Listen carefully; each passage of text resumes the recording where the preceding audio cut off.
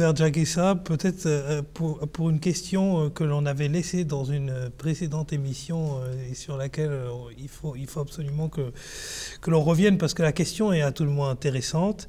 Peut-on participer activement à la bourse et plus spécifiquement, c'est-à-dire au jour le jour, c'est une question sur la spéculation, au jour le jour dans des compagnies halal, c'est-à-dire étudier quand les prix des actions vont grimper ou chuter et essayer de se faire de l'argent là-dessus en achetant ou en vendant, dépendant du cours futur que nous prédisons. Et ça, c'est une question qui a été posée par M.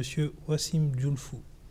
Le problème avec la spéculation, c'est que en sus du fait que cela comporte un risque dans le sens d'un jeu de hasard qui est défendu en islam. Donc à part cela, il y a aussi le sens il y a une grosse fenêtre ouverte, qu'on laisse ouverte à l'injustice et aussi au crime même, on peut dire.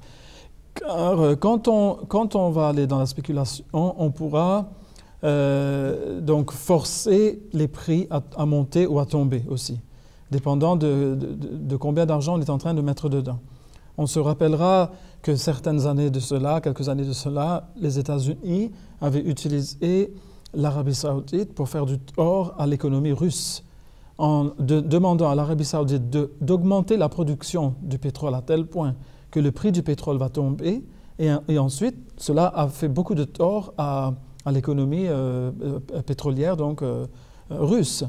Et on est en train de dire qu'ils vont peut-être essayer de faire la même chose encore une fois, bientôt.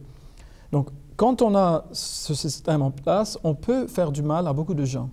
Et donc, les choses qui sont à la base injustes sont interdites en islam. Et en plus, comme il y a aussi cet élément de jeu de hasard, donc, eh bien, cela ne sera pas une chose que l'islam va prôner, pas du tout.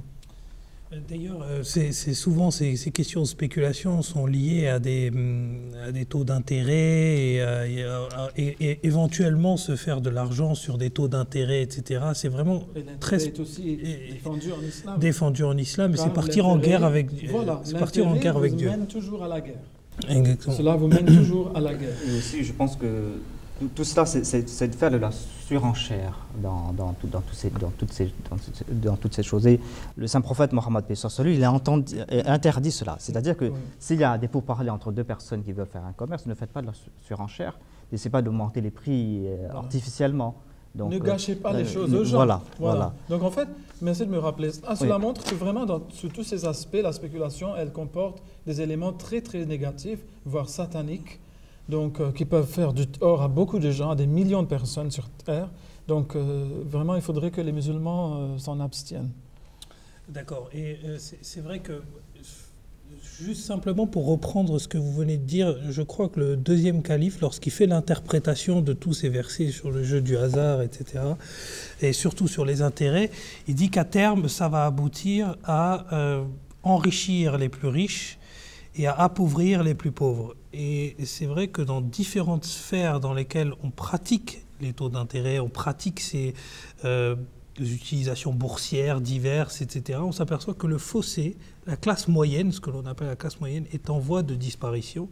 Et on voit que le fossé se creuse de plus en plus et devient de plus en plus grand. Encore aujourd'hui, dans les économies occidentales, on remarque que le fossé devient de plus en plus grand entre des personnes qui n'arrêtent pas de s'enrichir, qui deviennent de plus en plus riches, et en contrepartie, toutes celles qui sont frappées de précarité, etc. Et on voit qu'encore une fois, le Saint-Coran détenait déjà, il y a 1400 ans avant, une vérité et surtout une limite qu'il ne faut absolument pas dépasser. En tout cas, Jacola, pour vos réponses.